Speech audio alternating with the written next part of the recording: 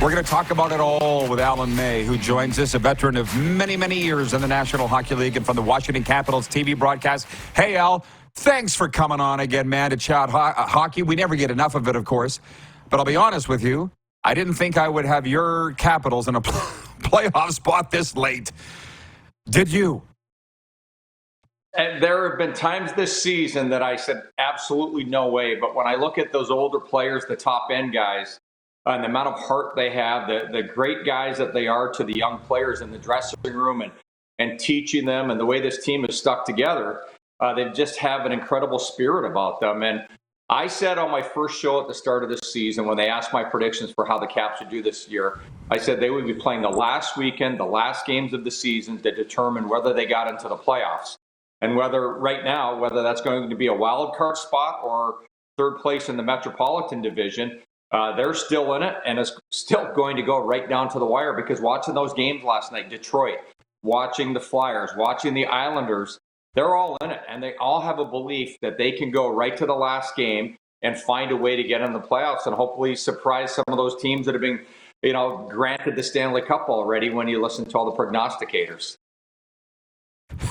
Like us. But, hey, honestly, do you recall a time where all these teams have been so close in that division, in that geographical area? I mean, every year we say this is the best ever, but legitimately this year seems wilder than normal. Well, I'm not sure what's going on, but I think one of the things that really helps it is that there are no real bad teams.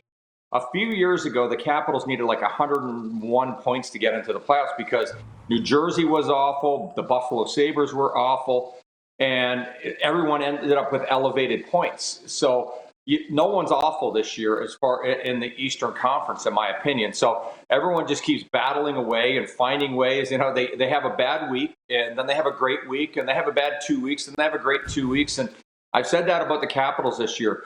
It was like a 7 or 8 game trend of bad, negative hockey, and then all of a sudden, the pride would kick in, the coaching staff would bear down a little more, do things different, fix the mistakes that they had been making. The players would up their level of play, and they'd have a great 7 to 10 games, and then it would go back the other way. So it was it's been a yo-yo of a season, but I think since the All-Star break, the Capitals have been excellent. They've been finding ways to win, and they have been beating everyone. They've been beating last-place teams. They've been beating first-place teams. And they haven't just been feasting on the teams that aren't in the playoffs. So it's been fun to watch. The games are way more exciting because for a while they were awful. But now that I believe that all these teams understand what their identity is, the Capitals have to be a defense-first team. The Philadelphia Flyers have to be an in-your-face team. And the Islanders, they're kind of the team that they don't know what they want to be. They've got all those years of super defensive coaches. Now you've got a coach that's trying to add some octane. So their inconsistency is amazing. The Buffalo Sabres, there's a young team that's got to learn to play without the puck. They want to have the puck all the time and make the fancy plays, but they've got to create an identity. But the teams that are in it all are finding their identity and realizing that's the only way we can play to be successful. Like the Tampa Bay Lightning, they got their act together because they got back to being the Tampa Bay Lightning. The newer players figured out they had to be better defensively, they had to be better physically, and all the other stuff would happen. So it's made this fun, and that's why I love this playoff format. I can't stand when the print media guys want to change it all the time. They say we should go 1 to 8. None of these races would be any good. We'd only be worried about who got into the 8th spot, not all the other ones, not the jockling of second and third in each division, and then you're battling for the wild card spot. So there will always be teams that are out of it that could have been in it, should have been in it. But a lot of times you've got so many loser points that you got into the playoffs. You squeaked in, or maybe the loser points weren't enough. And, point total was there. But I'm not all about the loser points. Some of the teams are big. But I love this playoff format because it makes the end of the season, the last month, it makes it way better than doing the old 1 to 8, 1 to 16. That's a mouthful.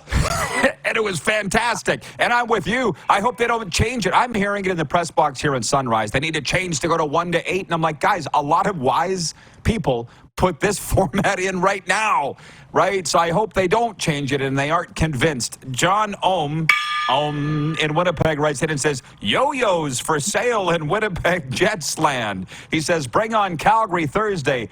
Every team's like that. And I'll be honest, it's really muddling up our plans to come meet in Tampa Bay with you and Jeff. Can we just decide whether you're going to be there or not? I guess we can't make plans. No, this is going to be a tough one. We're trying to figure all that out. But the playoffs, I make a lot of money, working playoff games, and I also love playoff hockey and covering playoff hockey. So I'm really bullish on my team, the Washington Capitals, getting in. And when we look at all of these things, what's going on right now, I work in television. You're kind of a television medium, and what we need is for good ratings. And good ratings, I've been watching the Red Wings play. I've been watching the Islanders and the Flyers, not when they're playing the Washington Capitals. I want to stay up to date on all these teams. And it's the same thing. It's so good for the game right now that all these teams are battling for their spots. There's going to be some huge heartbreak, but it's also going to build a lot of character with teams to say that we should have been better in the first month of the season. We should have been better after that Christmas break. We should have really improved our game after the deadline and the All-Star break. So when you look at all the things going on, I think all of these battles right now for these spots are so incredible for the game of hockey. The wise people and coaches and wise media people know, fans don't, the points in October are as important as the points now. Yeah, we know that, but not everybody does. And to be honest, we got to talk about putting the pedal to the metal at playoff time, because a wise reporter last night, it was either before or after the game in Toronto, asked Paul Maurice, last year you were playing with your ass on fire trying to get into the playoffs. Now you're not, because you got your spots sewn up, and look at the difference, right? I think there's something to be said for battling at the bottom versus the top. Don't you? Well, we've seen some Stanley Cup champions that went into the playoffs, made it, and they had to go on a win streak at the end of the season, go in eighth.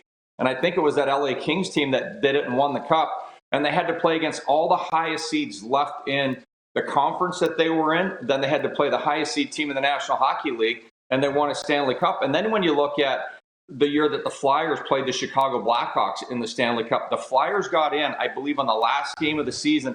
And I don't know if it was on a win of a shootout or the loss of a shootout, but they got that point to get in the playoffs, and they got their act together, and they went quite a ways. So it's better to go into the playoffs, like really fixing and overcoming your adversity, having to put on the line, than going into it on a negative, than having to listen to the media all the time. What's wrong with you? What's wrong with you? And let that creep into your room and creeps into the coaching staff.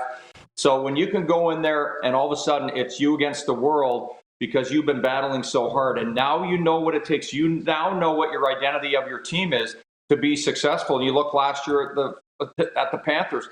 They were never out of it, and they played so hard that they had so many injuries going into the finals. They were just sitting there with tape and glue and stitches holding their team together, and they didn't have enough to win the cup. But it took a lot of hard fighting to get there, and I love that type of hockey. I love the desperation, and I don't want to see teams cruise through. As much as I'd love to, be part of a team that wins 16 straight playoff games and they don't get any losses, they clean it out. I still love my 6 and 7 game series. I love the hatred involved. I love the passion. And I love the fact that we know the players are playing injured all the time and they're putting it all on the line. I love the heart and soul of the National Hockey League in the playoffs. A fantastic update and succinct. You should be in broadcasting, Al. Enjoy the run. And whenever you get down here, we'll be waiting for you.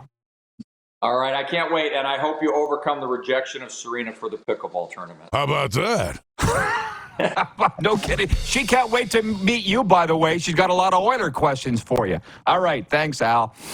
To be honest, truth be told, I didn't really want her to go anyways, but I knew that I had to ask her. You know how that is?